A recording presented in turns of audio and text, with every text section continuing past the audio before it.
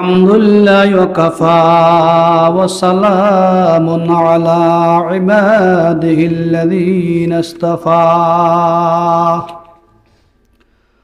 أما بعد فأعوذ بالله من الشيطان الرجيم بسم الله الرحمن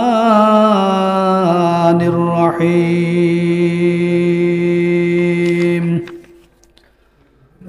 قل إن كان آباؤكم وأبناؤكم وإخوانكم وأزواجكم وعشيرتكم وأموال اقترفتموها وتجارة تخشون كسادها ومساكن ترضونها أحب إليكم من الله ورسوله وجهاد في سبيله فتربصوا حتى يأتي الله بأمره والله لا يهدي القوم الفاسقين وقال رسول الله صلى الله عليه وسلم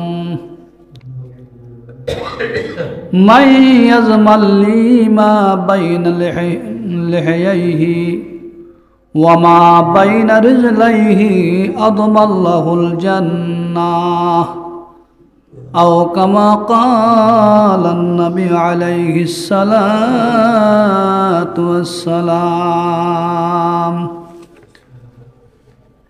اللهم صل على محمد وعلى آل محمد كما صليت على إبراهيم وعلى آل إبراهيم إنك حميد مجيد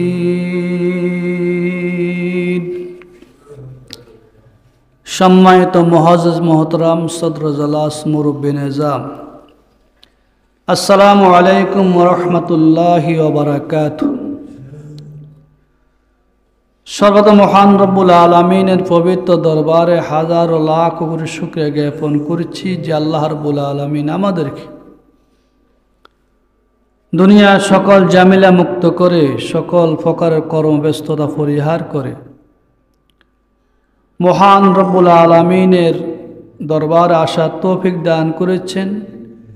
এই জন্য আমরা সকলে স্থল থেকে প্রভুর দরবারে শুকরিয়া জ্ঞাপন করে আলহামদুলিল্লাহ। দরুদ ও সালাম প্রেরণ করেছি মানবতার বিশ্বনবী মুহাম্মদ রাসূলুল্লাহ সাল্লাল্লাহু আলাইহি ওয়াসাল্লামের উপর, যিনাকে আল্লাহ রাব্বুল আলামিন আমাদের জন্য মহান একজন নবী রূপে আল্লাহ তাআলা এই পৃথিবীতে প্রেরণ করেছেন, ঠিক না? যেই নবীকে আল্লাহ রাব্বুল আলামিন তৈয়ার না করলে লাওলা কালামা খালাকতুল আফলাক, আসমান জমিন লোহ কলম চাঁদ সূরজ কিছুই সৃষ্টি করতেন কি না? আদম আলাইহিস সালাম তো দূরের কথা, আল্লাহ আকাশ জমিনও সৃষ্টি করতেন না। আল্লাহ যে কোনো উদ্দেশ্য নিয়ে তো যে কোনো কাজ করে। আপনার বাড়িতে আজকে আপনি গায়ে হলদি মানে এই যে রাত্রেবেলা ঝিনিক বাতি লাগাইছেন, গেট পাজাইছেন, গেট তৈরি করছেন, মানুষকে দাওয়াত দিয়েছেন, তার একটা উদ্দেশ্য আছে, তো আছে কিনা? উদ্দেশ্য না থাকলে আপনার গেটের কোনো প্রয়োজন আছে না? ঝিনুক বাতির কোনো প্রয়োজন আছে না? হ্যাঁ, ওই যে পুকুরে মিশিং বসায় বাতাসের সাহায্যে, কারেন্টের সাহায্যে পানির প্রেসার দেওয়া, এটাকে দেওয়া হয়তো না। তাহলে এই গেটের পিছনে, ঝিনুক বাতির পিছনে এগুলার পিছনে কি টাকা খরচ হয়েছে না? হয়েছে কি না? তো এটা কেন, এই গেটটা কেন করলেন, এই বাতিগুলো কেন লাগাইলেন? তার পিছে একটা মহৎ উদ্দেশ্য আছে। মহৎ উদ্দেশ্য হলো অত ছেলের বিবাহ অত মেয়ের বিবাহ, নাকি? ছেলের বিবাহকে কেন্দ্র করি, মেয়ের বিবাহকে কেন্দ্র করে আপনি বিবাহের আগের দিন থেকে লাইটিন মাইটিন যা আছে সব কিছু লাগাইলেন, ঝিনুকবাতি লাগাইলেন। যদি সন্তানের বিবাহ না হইতো, মেয়েকে কন্যাকে বিবাহ না দেওয়ার খেয়াল না থাকতো, তো এগুলা কি লাগানো হইতো? হইতো না। তো একমাত্র বিবাহকে উদ্দেশ্য করে, অনুষ্ঠানকে কেন্দ্র করে আপনার এই আয়োজন। কমপক্ষে 10 থেকে 15-20 হাজার টাকা খরচ হয়েছে না? তো আল্লাহ রাব্বুল আলামিন যে পৃথিবীতে এই পৃথিবীকে তৈরি করেছেন, আসমান জমিন লৌহ কলম সাত সূরজ তৈরি করেছেন, তার পিছে একটা উদ্দেশ্য আছে কিনা? নাই? আছে। তার উদ্দেশ্য হলো একমাত্র নবী মুহাম্মদুর রাসূলুল্লাহ সাল্লাল্লাহু আলাইহি ওয়াসাল্লামকে পৃথিবীতে পাঠানোর উদ্দেশ্য। পৃথিবীতে আখিরে জামানা পয়গম্বর মুহাম্মদুর রাসূলুল্লাহ সাল্লাল্লাহু আলাইহি ওয়াসাল্লামকে পাঠানোর উদ্দেশ্য হলো মানে এই আকাশ জমিন ভূমণ্ডল গ্রহনকট সাঁ সূরজ তৈরি করা, এই মানব মণ্ডলীকে তৈরি করা, এক যুগ যুগ ধরে 1,02,24,000 পয়গম্বরের আবির্ভাব। তো আমি পবিত্র কালামুল্লাহ শরীফ থেকে একটি আয়াতে কারিমা তেলাওয়াত করেছি, সূরা তাওবার 24 নম্বর আয়াত। এই আয়াতের অর্থটা আমি সর্বপ্রথম আপনাদের সামনে উপস্থাপন করি। কুল, হে নবী আপনি বলে দিন, ইন কানা আবাউকুম ওয়া আবনাউকুম ওয়া ইখওয়ানুকুম ওয়া আজওয়াজুকুম ওয়া আশিরাতুকুম, হে নবী আপনি বলে দিন, ইন কানা আবাউকুম, যদি তোমার বাপ, ও আবনাউকুম তোমাদের সন্তান সন্ততি, ও ইখওয়ানুকুম তোমাদের ভাই সকল, ও আজওয়াজুকুম তোমাদের স্ত্রীবর্গ, ও তিজারাতুন তাকশাউনা কাসাদাহা ওই ব্যবসা বাণিজ্য যেগুলা হালাক হওয়ার সম্ভাবনা বয় থাকে, ওয়া মাসাকিনু তারদাউনাহা ওই বাসস্থান, যেই বাসস্থানের প্রতি তোমাদের সন্তুষ্ট, মোহব্বত ভালোবাসা, আহাব্বা ইলাইকুম মিনাল্লাহি ওয়া রাসূলিহি সেগুলা যদি তোমাদের কাছে আল্লাহ মত রাসূল থেকে যদি বেশি প্রিয় হয়, ওয়া জিহাদিন ফি সাবিলিহি আল্লাহর রাস্তায় জিহাদ করার চাইতে বেশি প্রিয় হয়, আল্লাহ এবং রাসূল এবং আল্লাহর রাস্তায় জিহাদ করার চাইতে যদি বেশি প্রিয় হয়, বেশি মহব্বত করো, ভালোবাসো, ফাতারাব্বাসু হাত্তা ইয়াতিয়াল্লাহু বিআমরিহি অপেক্ষা করো আল্লাহ রাব্বুল আলামিনের নির্দেশের। কার? আল্লাহ রাব্বুল আলামিনের নির্দেশের অপেক্ষা করো, আল্লাহর আযাবের অপেক্ষা করো। আল্লাহু লা ইয়াহদিল কওমাল ফাসিকিন, অবশ্য আল্লাহ রাব্বুল আলামিন মানে ফাসিক কওমকে, ব্যভিচারী কওমদেরকে, অপরাধী কওমদেরকে আল্লাহ রাব্বুল আলামিন হেদায়েত দেন না। তাহলে বুঝতে পারছি কি এই আয়াতের অর্থ? তাহলে তোমাদের মা বাপ, ছেলে সন্তান, স্ত্রী সন্তান সন্ততি, অর্জিত ধন সম্পদ যেগুলা তোমরা এমন ব্যবসা যে হালাক হয়ে যাওয়ার সম্ভাবনা থাকে, এগুলোর থেকে যদি এমন ওই বাসস্থান, যে বাসস্থানকে মহব্বত করো, ভালোবাসো, তার চাইতে যদি এগুলোকে যদি আল্লাহ এবং তার রাসূল এবং আল্লাহর সাথে জিহাদ করার চাইতে যদি বেশি পছন্দ করো, বেশি প্রিয় মনে করো, তাহলে তোমরা অপেক্ষা করো আল্লাহর আযাবের, আল্লাহর নির্দেশের। আল্লাহ, আজকে আমরা পুরো জগৎ, আমরা সমাজের রাষ্ট্রের লোকেরা সম্পদকে মহব্বত করি কিনা সন্তান সন্ততিকে মহব্বত করি কিনা, নিজের অর্জিত সম্পদগুলোকে মহব্বত করে ভালোবাসি, বাসি না? কেউ যদি আপনাকে বলে তুমি তোমার ঘর বাড়ি ছেলে মেয়ে সব ধুয়ে হিজরত করো, আপনি করবেন? করবেন না। কেন? সম্পদের মহব্বত আছে, ভালোবাসা আছে, নিজের স্ত্রী বর্গের ভালোবাসা আছে, নিজের পরিবার পরিজনের ভালোবাসা আছে, আছে কি না? সম্পদের ভালোবাসা আছে। কেউ চাই না নিজের অর্জিত ধন সম্পদ টাকা পয়সা এই যে বিল্ডিং বালাখানা রেখে কোথায় চলে যাওয়া, চাই কেউ?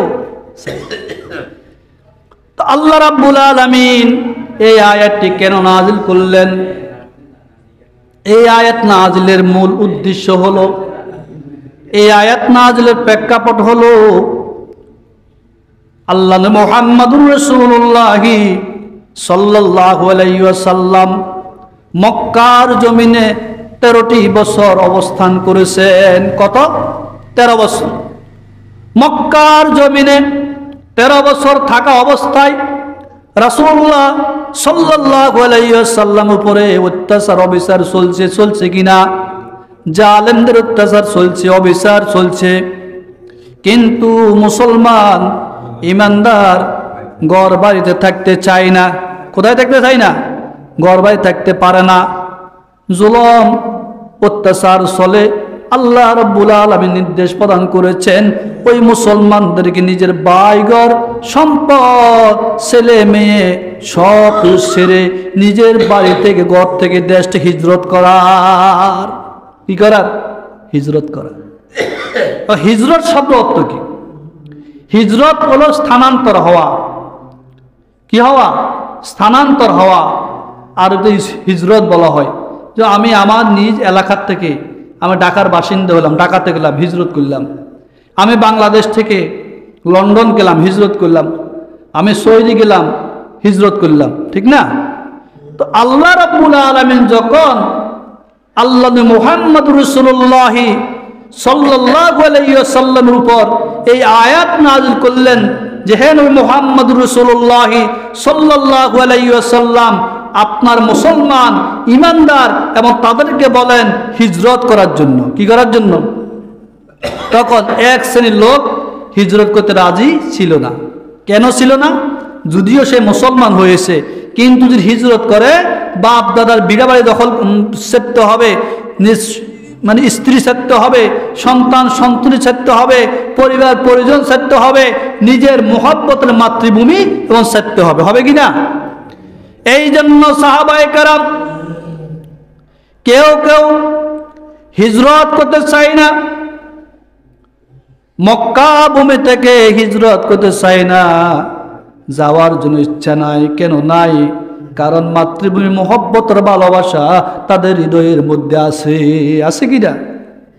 সন্তানকে ভালোবাসে বেশি, স্ত্রী বর্গকে ভালোবাসে, পরিবার পরিজনকে ভালোবাসে, ধন সম্পদকে ভালোবাসে, ধন সম্পদকে ভালোবাসে।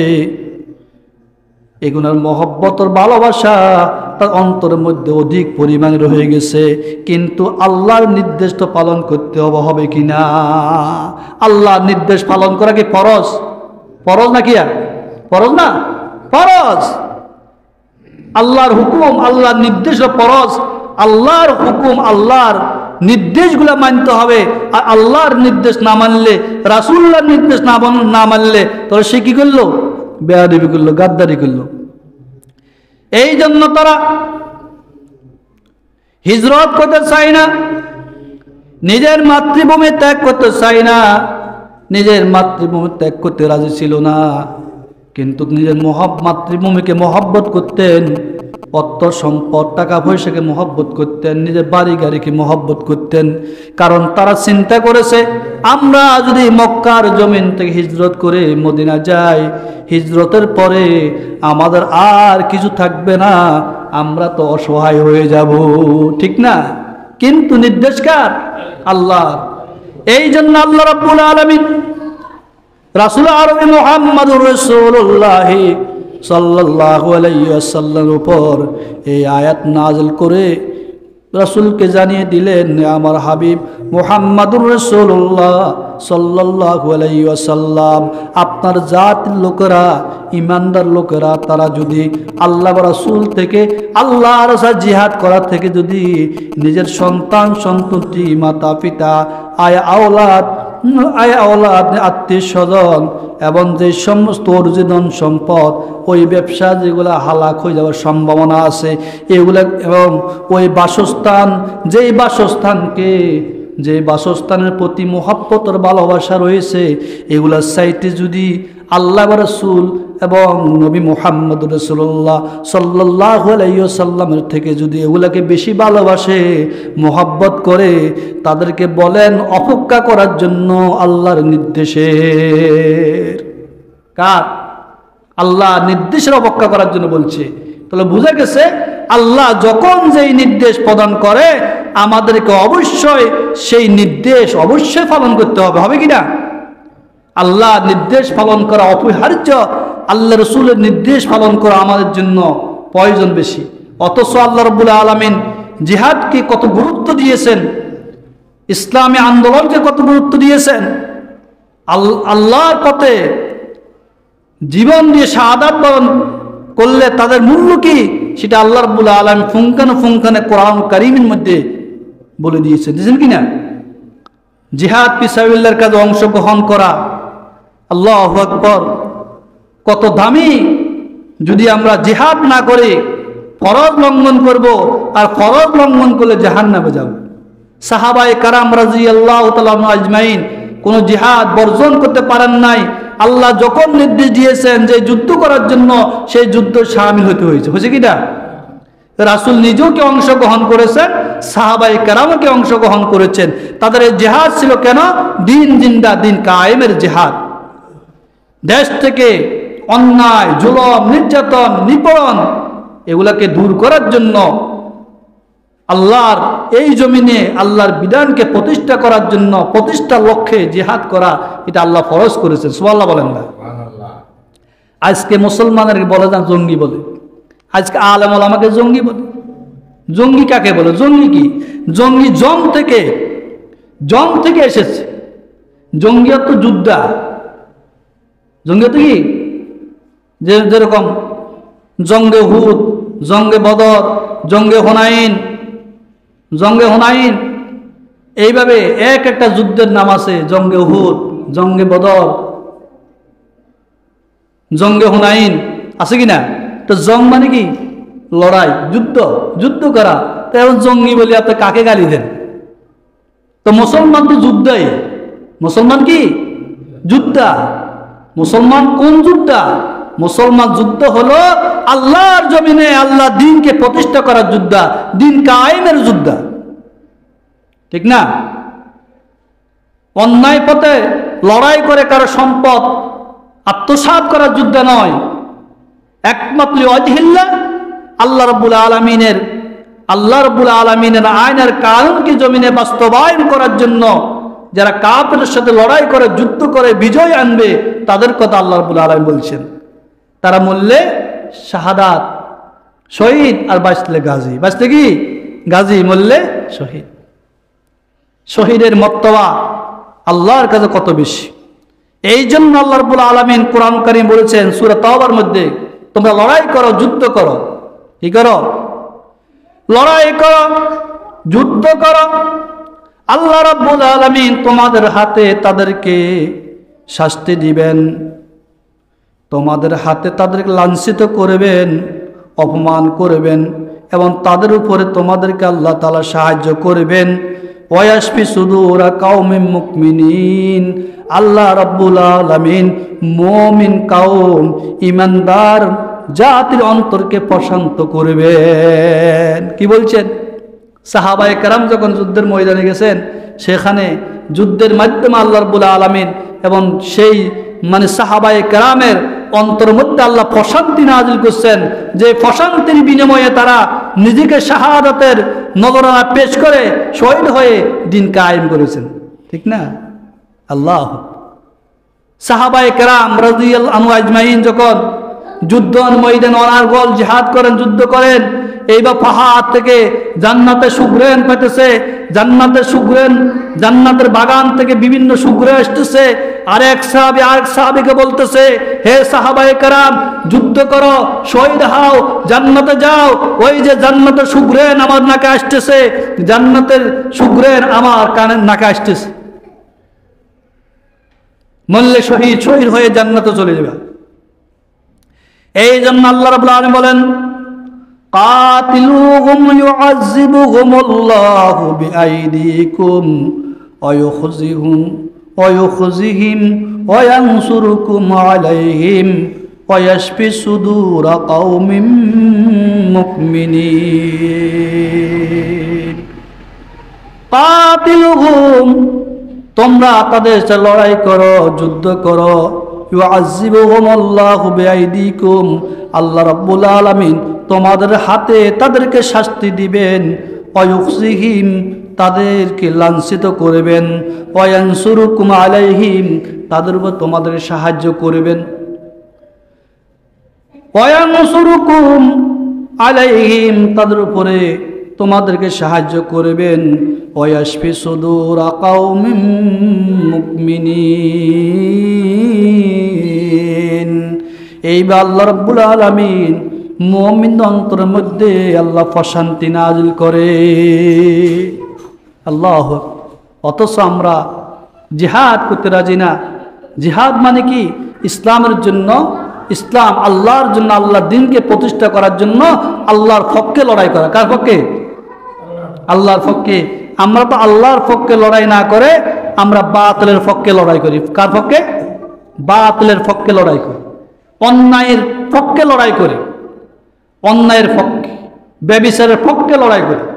যারা ব্যভিচারের পক্ষে লড়াই করবে, যারা ব্যভিচারের পক্ষে লড়াই করবে, যারা অন্যায়কারীদের পক্ষে লড়াই করবে, অন্যায়কারীকে সুযোগ দিবে, অপরাধীকে সুযোগ দিবে, এই জমিনে অবশ্যই সেই নাস্তিক। সে কি? নাস্তিক, আস্তিক হতে পারবে না। আর তার জন্য জাহান্নাম অবধারিত। আস্তিক কারা, নাস্তিক কারা? আমাদের দেশে দুইটা জিনিস, কয়টা জিনিস বিদ্যমান? একটা আস্তিক আর একটা নাস্তিক। এবং নাস্তিক কারা সেটা তো আমরা বুঝি না। বুঝি কি? আস্তিক কাকে বলে আমরা বুঝি না। আস্তিক হলো যেটা মূলে আছে, আর নাস্তিক যেটা নাই। আস্তিক বলা হয় ওই সম্প্রদায়কে যারা আল্লাহ ও রাসূলের আদর্শ মেনে নামাজ পড়ে, রোজা রাখে, হজ করে, যাকাত দেয়, শরীয়তমত জীবন যাপন করে, আল্লাহকে বিশ্বাস করে, নবী বিশ্বাস করে, আকাশ আল্লাহ বানাইছেন বিশ্বাস করে, জমিন আল্লাহ বানাইছেন বিশ্বাস করে, পরকালকে বিশ্বাস করে, পরকালে আযাব বিশ্বাস করে এবং পরকালে শাস্তি হবে ওটাকে বিশ্বাস করে, এবং কিয়ামতের ময়দান অবস্থিত হবে, সে কিয়ামতের ময়দানকে বিশ্বাস করে, কিয়ামত হবে একদিন, কিয়ামতকে বিশ্বাস করে, ইসরাফিল সিংহে ফুঁক দিবে, ইসরাফিলের সিংহে ফুঁক দেওয়াকে বিশ্বাস করে। এটা নাম আস্তিক। বুঝছেন তো? আমরা কি পরকাল বিশ্বাস করেন না? কথা বলেন না, পরকাল বিশ্বাস করেন না? আমাদের এক শ্রেণীর লোক পরকাল বিশ্বাস করে না, কবর হাসর বিশ্বাস করে না। এরা বলে যে কবর কি, আবার হাসর কি। তেমন কারা বিশ্বাস করে না? তার নাস্তিকরা বিশ্বাস করে না। এখন নাস্তিক কাকে বলা হয়? নাস্তিক বলা হয় যে এই ব্যক্তি আল্লাহ বিশ্বাস করে না, রাসূল বিশ্বাস করে না, কবর বিশ্বাস করে না, ফুলসরাত বিশ্বাস করে না, মিজান বিশ্বাস করে না, কিয়ামতের ময়দানে হিসাব নিকাশ হবে সেটাও বিশ্বাস করে না, এবং কিয়ামতের পরে জান্নাত আছে, জাহান্নাম আছে সেটা বিশ্বাস করে না। অর্থাৎ আল্লাহ বলতে কিছু নাই। সে বলে কি? আল্লাহ বলতে কিছু নাই, এটা ফাকরিতে, তাকে বলে নাস্তিক। তাই কি বলে? নাস্তিক। এই জন্য আমাদের দেশে এক শ্রেণীর লোককে ওলামায়ে কেরাম, সাধারণ ইমানদাররা নাস্তিক বলে। কেন নাস্তিক বলে? তারও একটা কি আছে, হেতু আছে। আছে কি না? কারণ আছে। তাকে নাস্তিক বলে এই জন্য, সে আল্লাহর কোন একটা বিধানকে অস্বীকার করে, আল্লাহর কোন একটা বিধানকে লঙ্ঘন করে, জিহাদ ফি সাবিলিল্লাহকে যদি তারা অবিশ্বাস করে, আল্লাহ রাস্তায় জিহাদ করাকে অবিশ্বাস করে, নামাজকে অবিশ্বাস করে, শরীয়ত অবিশ্বাস করে, জান্নাতকে অবিশ্বাস করে, জাহান্নাম অবিশ্বাস করে, এমন কিছু লোক আছে কিনা? কথা বলেন, আছে না? তাদের কাজে কামে আচারে বোঝা যায় কিনা? যারা আল্লাহ রাসূলকে যদি বিশ্বাস করতো তাহলে তারা আল্লাহ রাসূলের পক্ষে থাকতেন নাকি? আলেমদের পক্ষে থাকতেন, যারা ইসলামের কথা বলে তাদের পক্ষে ভোট দিতেন। কিন্তু অথচ এক শ্রেণীর লোক আছে তাদের গায়ে আগুন জ্বলে, ইসলামের কথা বলে কি বলে? আগুন জ্বলে, আর পিছনে বলে এই নাকি নামাজ পড়ে, রোজা রাখে। এটা একটা কত হইলো? এটা নামাজ পড়ে কি দিব, রোজা রাখে কি দিব? হ্যাঁ, ওই যে ইসলামী আন্দোলন করে, কোরআনের কথা বলে, লাভ হবে কি? কোনো ফায়দা আছে? নাই। ওদেরকে বলা হয় ওরা নাস্তিকের আওতায়। কিসের আওতায়? নাস্তিক। আমি মুসলমানকে সরাসরি নাস্তিক বলবো না। একজন মুসলমানকে নাস্তিক বলা কিনা জায়েজ নাই, একজন মুসলমানকে কাফের বলা কি নাই, জায়েজ নাই। কিন্তু তারা নাস্তিকের কিছু ঝাড়ম তাদের ভিতরে কি আছে? তাদের ঈমান চলে যাওয়ার সম্ভাবনা ফুল। এই জন্য তাদেরকে বিভিন্ন কারণে, তার কথার কারণে, চলনের কারণে ঈমানও চলে গেছে, তাকে নাস্তিকের কাতারে আনতে হয়, ঠিক না? এই জন্য আল্লাহ রাব্বুল আলামিন কোরআন কারিমে শেষ ভাষায় আল্লাহ তাআলা বলেছেন, অবশ্য আল্লাহর এই জমিনে আল্লাহ নীতিমালা মানতে হবে, আল্লাহর আইনার কারণকে মানতে হবে। হবে কি না? আসেনি এক শ্রেণীর লোক নামাজ মানে না, কয়টা ব্যান দেখি ব্যান। আমাদের দেশে একজন কবি ছিল, কবি শামসুর রহমান। কবি কি? শামসুর রহমান। সেই তার ভিতরে অনেক জ্ঞান ছিল, জাগতিক অনেক জ্ঞান ছিল। জাগতিক জ্ঞান থাকি লাভ হবে কি? কিন্তু সেইটি ঈমান নিয়ে যেতে পারে না। কেন পারে নাই? সেই বলছে আল্লাহ বলতে কিছু নাই, রাসূল বলতে, নবী বলতে কিছু নাই, কবর হাসর ফলসারা বলতে কিছু নেই। নাউযুবিল্লাহ। কি নাই? কবর হাসর ফলসারা বলতে কি নাই? কিছু নাই। এইভাবে ইসলামের উপরে বিভিন্ন তহমত দিয়েছেন, ইসলামের প্রত্যেক রকমগুলোকে সে অস্বীকার করেছেন। এই জন্য সে কি নাস্তিক ছিল? কবি শামসুর রহমান কি ছিলেন? কবি শামসুর রহমান নাস্তিক ছিল। এই জন্য আমাদেরকে ঈমানের উপর অটল থাকতে হবে, অবিচল থাকতে হবে। আমাকে একদিন মৃত্যুবরণ করতে হবে, হবে কিনা? আমি একদিন মরে যাব, একদিন মরে যাব, যাব কিনা? না বেঁচে থাকবো?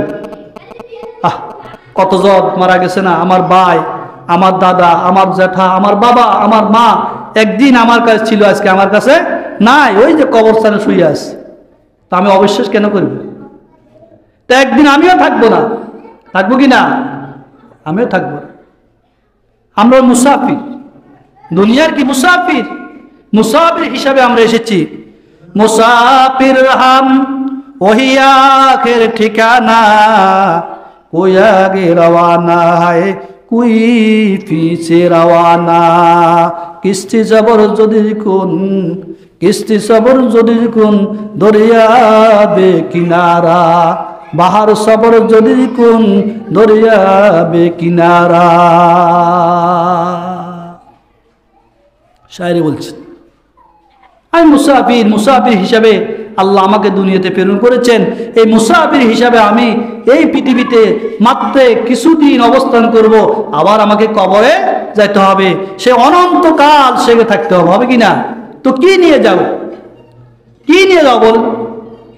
আজকে আমাদের একজন মহিব্বিন, জিনার সাথে দীর্ঘ 21 বছর সম্পর্ক আমার, আজকে নাই, শেষ, চলে গেছে। কিছুক্ষণ আগে আমরা ওনার জানাজা পড়েছি, জানাজা পড়ে তাই কবর দিয়ে কবরস্থ করে এসেছি।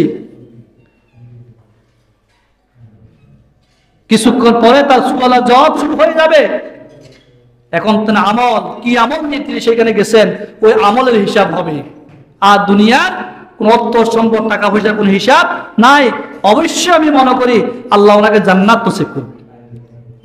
উনি দ্বীনের অনেক কাজ করছেন, ইসলামের অনেক কাজ করছেন, অনেক সদকায়ে জারিয়ার কাজ করছেন।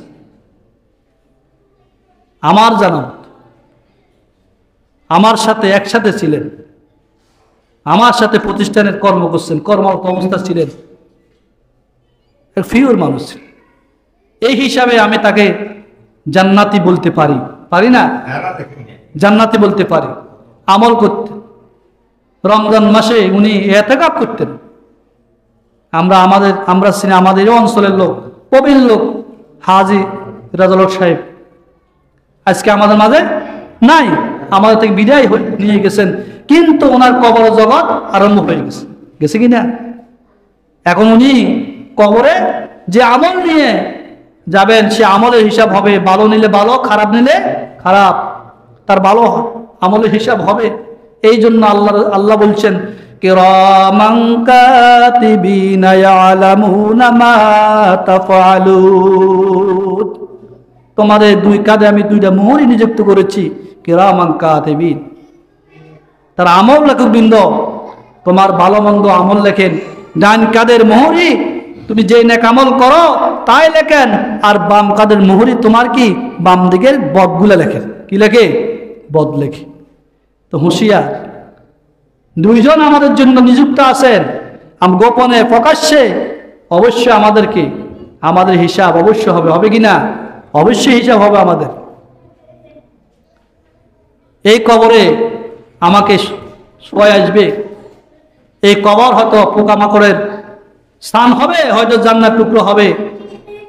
আল্লাহ রাসূল একজন সাহাবী হযরতে ওসমান রাদিয়াল্লাহু তাআলা আনহু খলিফাতুল মুসলিমিন ছিলেন। তিনি যখন কবরের পাশ দিয়ে যেতেন, এত জলিল কদর সাহাবী, আল্লাহর প্রিয় বান্দা, কবরের পাশে যখন যাইতেন দু চোখের পানি জর জর করে পড়তেন, কাঁদতে থাকতেন। সাহাবায়ে কেরাম বললেন, আমিরুল মুমিনিন, আপনি অন্য সময় তো কাঁদা কাঁদেন না, কিন্তু কবরের পাশে যাওয়ার পরে কেন এত কাঁদা কাঁদে? কবরের পাশে কাঁদেন কেন? কবর দেখলে কেন কাঁদতেছেন? আল্লাহ রাসূলের সাহাবী খলিফাতুল মুসলিমিন ওসমান রাদিয়াল্লাহু তাআলা বলেন, হে আমার সাহাবারে শুনো, হে ভাই শুনো, এই কবর হফরাতুম মিনান নার, এই কবর হয়তো জাহান্নামের গর্ত হবে, হয়তো জান্নাত টুকরো হবে, এই কবর হয়তো হাফ বিচ্ছু জায়গা হবে, পোকা মাকড়ের স্থান হবে, হয়তো জান্নাত টুকরো হবে। যদি এই কবর আমার জন্য পোকা মাকড়ের স্থান হয়, আমার কোনো উপায় নাই, শাশ্বত হায়াতের জিন্দেগি আমার শেষ, ধ্বংস। এই জন্য কবর আযাবের ভয়ে আমি কাঁদতেছি। এই জন্য আল্লাহ রাসূল মুহাম্মদ রাসূল বলছেন, আমি আমার উম্মতের জন্য আমি দুইটি জিনিসের জামিন। কয়টা জিনিসের? দুইটা জিনিসের জিম্মাদার। আমার উম্মতের মধ্যে যে ব্যক্তি, পুরুষ হোক আর নারী হোক, দুইটা জিনিসের জামিন হবে, আমি রাসূল তার জান্নাতে জামিন হব। সুবহানাল্লাহ বলেন না? কিসে জামিন হব? জান্নাতে জামিন হব। নবী জান্নাতে জামিন হওয়া সোজামোজা কথা নয়।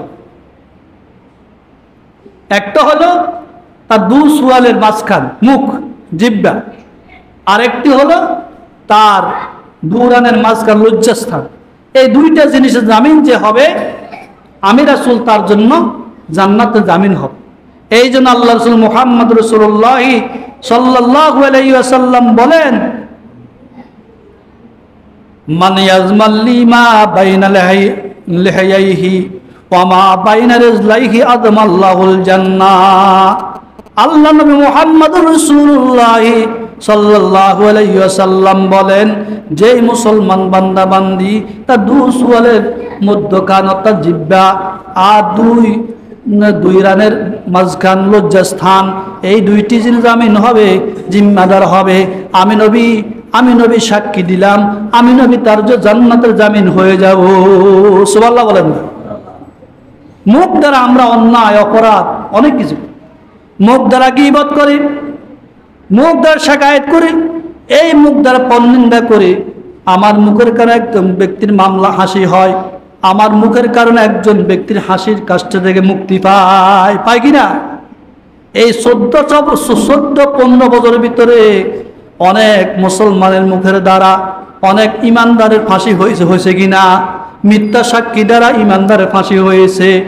মিথ্যা সাক্ষী দ্বারা ইমানদারকে গুম করা হয়েছে, মিথ্যা সাক্ষী দ্বারা মানুষকে আয়নার ঘর রাখা হয়েছে, হয়েছে কিনা?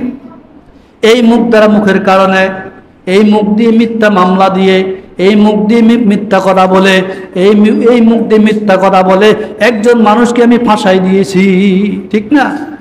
আহা, দুই সোয়ালের আপনার দুই লজ্জাস্থানে দুই রানের মাঝখান লজ্জাস্থান, এই লজ্জাস্থানের কারণে মানুষ কি হয়? জাহান্নামী হয়, হয় কিনা? জাহান্নামী হয়। অহরহ নারী পুরুষ জাহান্নামী ব্যভিচারের কারণে। কিসের কারণে? ব্যভিচারের কারণে। যে ব্যভিচার করবে, অন্যায় করে অপরাধ করবে, তার এই লজ্জাস্থানকে সেই অন্যায় পথে ব্যয় করবে, সে জাহান্নামী ছাড়া তার কোনো কিনা উপায় নাই। কারণ মানুষ যখন গভীর রজনীতে ঘুমায়, কেউ কাউকে দেখে না। আর যার যার সতীত্বকে হেফাজত করার দায়িত্ব তার কিনা? কোন ব্যক্তি যদি নিজের সতীত্ব রক্ষা না করতে পারে, অন্য কেউ তার সতীত্ব রক্ষা করার মতন কোনো ক্যাপাসিটি তার নাই, আছে কিনা? নাই। সে আল্লাহকে ভয় করে, পরকাল ভয় করে, জাহান্নামকে ভয় করে, জাহান্নাম আযাবকে ভয় করে, যে আমি একদিন মৃত্যুবরণ করব, মৃত্যুর পরে আমাকে কবরে হিসাব দিতে হবে, এই কবরে হিসাব দেওয়ার পরে হয়তো জান্নাত পাবো না জাহান্নাম পাবো। সেই যদি খেয়াল থাকে, সেই আল্লাহ এবং আল্লাহর ভয় যদি থাকে, জান্নাত জাহান্নামের যদি ভয় থাকে, সে অবশ্যই তার লজ্জাস্থানকে সে সঠিক পথে ব্যয় করবে কিনা? এই জন্য আল্লাহ রাসূল মুহাম্মদুর রাসূলুল্লাহ সাল্লাল্লাহু আলাইহি ওয়াসাল্লাম বলেন, মাইয়াদমাল্লি মা বাইনা লাহি ওমা বাইনা রাজলাই আদমাল্লাহুল জান্নাহ।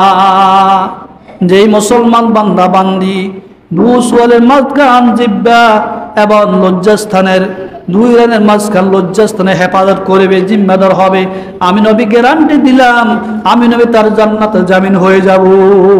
আল্লাহু আকবার। এই জিহ্বা দিয়ে, মুখ দিয়ে সুদ খায় না? এই মুখ দিয়ে ঘুষ খায় কিনা? খায় না? এই মুখ দিয়ে মদের পক্ষে রায় দেয় না? এই মুখের দ্বারা মদের পক্ষে সাক্ষী দেয় কিনা? দেয়। তাহলে আপনি যদি অন্যের পক্ষে সাক্ষী না দিতেন, মদের পক্ষে যদি সাক্ষী না দিতেন, তাহলে ওই ব্যক্তিটা মদ খাওয়া থেকে কি মুক্তি পাইতো না? যদি আপনি সঠিক কথা বলতেন, এই লোক মদ খা, তাকে গ্রেপ্তার করো, কিন্তু তার বিরুদ্ধে মানে বিরোধ বিবেচনা করো, তাকে কিভাবে এইখান থেকে ফিরানো যায়, তো অবশ্যই তাকে ফিরানো কি সম্ভব হতো। কিন্তু আপনি একজন মানে সুস্থ মস্তিষ্কের লোক, ক্ষমতা থাকা সত্ত্বেও আপনি এই লোকটাকে মদ খায়, তার মদের পক্ষে আপনি কথা বলেন। এই লোকটা সমাজে সাদাবাজি করে, আপনি এই লোকটার পক্ষে সাদাবাজের বিরুদ্ধে কথা বলেন না, বলেন না। এই লোকটা অন্যের জমিন দখল করে, কিন্তু আপনি দেখতেছেন সমাজে একজন হানসাত শক্তিশালী লোক, ইচ্ছে করলে তাকে সেইখানে বাধা প্রদান করতে পারেন, কিন্তু বাধা না দিয়ে তার বিপরীত বলতেছেন, অথচ সেই লোক আরেকজনের সম্পদ জবরদস্তি করে খায়। তাহলে আপনাকে তো আল্লাহর করে কি জবাবদিহি করতে হবে কিনা? অবশ্যই আল্লাহর করে আপনাকে অবশ্যই জবাবদিহি করতে হবে না? আল্লাহ মুহাম্মদ রাসূলুল্লাহ সাল্লাল্লাহু আলাইহি ওয়াসাল্লাম বলেছেন, যেই ব্যক্তি মানে ইচ্ছাকৃতভাবে কারণ এক বিকল জমিন জবরদস্তি করে দখল করে খায়, আল্লাহ রাব্বুল আলামিন তার গর্দানের মধ্যে 7 তবক জমিন ঢুলাই দিবেন। কত জমিন? কথা বলেন না, কথা বলেন। 7 তবক জমিন, এটা রাসূলুল্লাহর কথা, বুখারী শরীফে হাদিস, মুসলিমে আছে হাদিস, বুখারীতে আছে। আপনি ইচ্ছাকৃতভাবে একজনের আমার সম্পদ দখল করবেন, দখল করে খাবেন, কিন্তু দুনিয়াতে আমরা পার পাইলেন কবরে আপনার এই ছেলে, আপনার এই মেয়ে, আপনার পরিবার পরিজন আপনার কবর আযাব থেকে বাঁচাইবে? কখনো না। কিন্তু আপনার পাইসিত্তর ফল আপনাকে পাইতে হবে, কিন্তু আপনাকে কেউ রক্ষা পাবে। আপনি মৃত্যুবরণ করেন, মৃত্যুবরণ করার পরে দেখবেন আপনার ছেলে, আপনার মেয়ে, আপনার পরিবার, আপনার পরিজন কেউ আপনার পক্ষে নাই, শুধু আপনাকে কবর দিয়ে চলে আসবে। আরে ভাই দোস্ত বুজুর্গ, একটা কোরআন খানিও করবে না, সেই কোরআন খতম করে যে মা বাবার দোয়া করবে, সেটাও কি করবে না? করবে কি না? কবে সেটা হারাম, না জায়েজ। কি বলবো? না জায়েজ। কারণ সেই তো মদখোর সন্তান, সেই ইয়াবাখোর সন্তান, সেই তো আল্লাহ রাসূলকে ভালোবাসে না, মহব্বত করে না, সে কোরআনকে মহব্বত করে না। এই জন্য সে কোরআনও তেলাওয়াত করে না, কোরআন পড়ে না, আর বাবা মার কবরের পাশে সূরা ফাতিহা ইখলাস পড়ে যে দোয়া করে, তাও করে না। করে কিনা? একটা উপযুক্ত সন্তান, যে সন্তান নামাজি হবে, যে সন্তান কোরআনওয়ালা হবে, হাতে কোরআন হবে, আল্লাহকে চিনবে, সেই সন্তান কিছু করতে পারুক না না পারুক, বাবা মা মৃত্যুবরণ করার পরে বাবার কবরের পাশে, মায়ের কবরের পাশে, দাদাদির কবরের পাশে দাঁড়িয়ে দাঁড়িয়ে কোরআন তেলাওয়াত করবে, সূরা ইয়াসিন পড়বে, সূরা ওয়াকিয়া পড়বে, সূরা ইখলাস পাঠ করবে, সূরা ফাতিহা পড়বে, পরে পরে তার যে দোয়া করবে। সুবহানাল্লাহ বলেন না? এই দোয়া করলে কি লাভ হবে? তাদের কবরে মাতা পিতা কবরে শান্তি পাবে। কিভাবে শান্তি পাবে? কবর আযাব থেকে কি মুক্তি পাবে? হাদিস শরীফে আছে, যেই ব্যক্তি একবার সূরা ইখলাস পাঠ করবে, তাকে মানে কোরআন কারীমের 3 ভাগের 1 ভাগ সওয়াব দেওয়া হবে তার আমলের মধ্যে। যেই ব্যক্তি 2 বার সূরা ফাতিহা তেলাওয়াত করবে, অর্ধ কোরআনের সওয়াব আল্লাহ পাক তার আমলনামায় দিবে। যে 3 বার সূরা ফাতিহা তেলাওয়াত করবে, সূরা ইখলাস তেলাওয়াত করবে, পুরো পরিপূর্ণ একটা কোরআন খতমের সওয়াব আল্লাহ পাক তার আমলনামায় দিবেন। সুবহানাল্লাহ বলেন। কোরআন কারীম পরিপূর্ণভাবে পড়ার সওয়াব আল্লাহ পাক তার আমলনামায় দান করবেন। তো এই জন্য আমাদেরকে অবশ্যই কি করতে হবে? সতর্ক থাকতে হবে, পরকালে চিন্তা করতে হবে। আমরা তো নামাজও পড়ি না, পরকালে কি চিন্তা করব? নামাজ পড়ি, নামাজ পড়ি। আরে ভাই, সমাজ নিয়ন্ত্রণ করার মতন ক্যাপাসিটি যদি আমার কাছে না থাকে, আমি সমাজের নেতা হয়ে কোনো লাভ আছে? সমাজ থেকে যদি দুর্নীতি দূর না করতে পারি, সমাজের নেতাই আমার লাভ নাই, রাষ্ট্রের নেতাই আমার লাভ নাই যদি রাষ্ট্রতে দুর্নীতি না দূর না করতে পারি। একজন মন্ত্রী বলছিল কিছুদিন আগে, সে বলে 60,000 কোটি টাকা একটা মামুলি জিনিস, এটা কোনো ব্যাপার না। 60,000 কোটি টাকা কিছু না। 60,000 কোটি টাকা দুর্নীতি, এই 60,000 কোটি টাকা দুর্নীতিটা তার জন্য কিছু না। তাহলে বোঝা গেল তার কাছে আর কত টাকা আছে। তো এই টাকা কি তার বাবার? এই টাকা হলো দেশের সম্পদ, জনগণের সম্পদ, আমার সম্পদ, আপনার সম্পদ। সে আত্মসাৎ করে, চুরি করে, ডাকাতি করে, সেই নিজে ব্যাংক বিলিজ করে, আর তার টাকাগুলো সে কি মানে ব্যাংকের মাধ্যমে বাইরে প্রচার করছে। শেষ পর্যন্ত দুনিয়া তো তার সন্তান তার পক্ষে ছিল না। কবর হাসর তো পুরো পরের কথা।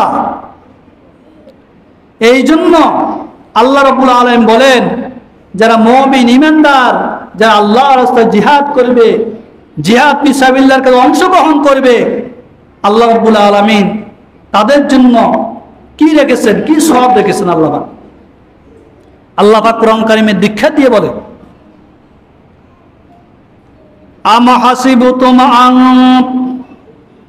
হাসিবতুম আন তুতরাকু ওয়ালাম্মা ইয়া'লামিল্লাহুল্লাযীনা জাহাদু মিনকুম ওয়ালাম ইয়াত্তাখিযু মিন দুনিল্লাহি ওয়ালা রাসূলিহি ওয়ালাল মুমিনিনা ওয়ালিজাতান ওয়াল্লাহু খাবীরুম বিমা তা'মালুন। আম হাসিবতুম, তোমরা কি গুমান করো, ধারণা করো, আনতুতরাকু, তোমাদেরকে এমনি ছেড়ে দেওয়া হবে? এমনি ছেড়ে দিব তোমাদেরকে? কবর আসলে এমনি ছেড়ে দিব? না না, এমনি ছেড়ে দেওয়া হবে না। ওয়ালাম্মা ইয়া'লামিল্লাহুল্লাযীনা জাহাদু মিনকুম, অর্থাৎ তোমাদের মধ্য থেকে, ওয়ালাম্মা ইয়া'লামিল্লাহুল্লাযীনা, অবশ্যই আল্লাহ রাব্বুল আলামিন এটাও জানেন ওই সমস্ত ব্যক্তির ব্যাপারে, জাহাদু মিনকুম, তোমাদের মধ্যে কারা আল্লাহর রাস্তায় জিহাদ করে। কি করে? আল্লাহর রাস্তায় জিহাদ করে। ওয়ালাম ইয়াত্তাখিযু মিন দুনিল্লাহি ওয়ালা রাসূলিহি ওয়ালাল মুমিনিনা ওয়ালিজাতান ওয়াল্লাহু খাবীরুম বিমা তা'মালুন। এবং আল্লাহ এবং রাসূল এবং মুমিন যারা, এদেরকে ছাড়া অন্য কাউকে তারা বন্ধু বানায় কিনা, অন্য কাউকে বন্ধু বানায় কিনা। আল্লাহু খাবীরুম বিমা তা'মালুন, অবশ্যই আল্লাহ রাব্বুল আলামিন সব ব্যাপার, সকল ব্যাপারে খবর রাখেন কিনা। তাহলে এখানে বলছেন কি, একটা বলছেন আল্লাহ রাব্বুল আলামিন জানেন, কি জানেন? আল্লাহ রাব্বুল আলামিন বলতেছেন, আল্লাহ যে তোমরা ধারণা করো তোমাদেরকে এমনি ছেড়ে দেওয়া হবে। ওয়ালাম্মা ইয়ালামিল্লাহুল্লাযী জাহাদু মিনকুম, অর্থাৎ তোমাদের মধ্যে থেকে কারা আল্লাহ রাস্তায় জিহাদ করে এবং আল্লাহ রাসূল এবং মুমিনদেরকে বন্ধুরূপে গ্রহণ করা থেকে বিরত থাকে এদের ব্যাপারে আল্লাহ ভালো খবর রাখে। অর্থাৎ তোমরা আল্লাহ রাস্তায় জিহাদ করো, জিহাদ ফিসাবিল্লাহর কাজে অংশগ্রহণ করো, যুদ্ধ করো এবং আল্লাহ এবং রাসূল এবং মুমিনদেরকে কি ভালোবাসো, মহব্বত করো, বন্ধু তৈরি করো। এটাই যারা আল্লাহ রাসূল এবং সাহাবায়ে কেরাম এবং মুমিনদেরকে বন্ধু বানাবে, বন্ধু হিসাবে তৈরি করবে, অবশ্যই আল্লাহ রাব্বুল আলামিন তাদেরকে আল্লাহ জান্নাত দান করবে। কি দান করবেন? জান্নাত। তাহলে আমরা এই জমানায় আমরা যারা আছি, অবশ্যই আমাদেরকে আল্লাহ এবং রাসূলকে বন্ধু বানাইতে হবে, মুমিনদেরকে বন্ধু তৈরি করতে হবে। কোনো জালেম, কোনো ফাসিক, কোনো ফুজ্জারকে আমরা বন্ধু বানাবো না, কোনো অত্যাচারীকে আমরা বন্ধু বানাবো না। আমাদের বন্ধু হলো ইমানদার, আমাদের বন্ধু হলো আল্লাহওয়ালা, আমাদের বন্ধু হলো নবীর আদর্শিত যারা, আমরা তাদেরকে যখন বন্ধু বানাবো তখন কাল কিয়ামতের দিন আল্লাহ রাব্বুল আলামিন তাদের সাথে আমাদের সাথে হাসর নাসর করবে। সুবহানাল্লাহ বলেন। আল্লাহ আমাদেরকে আমল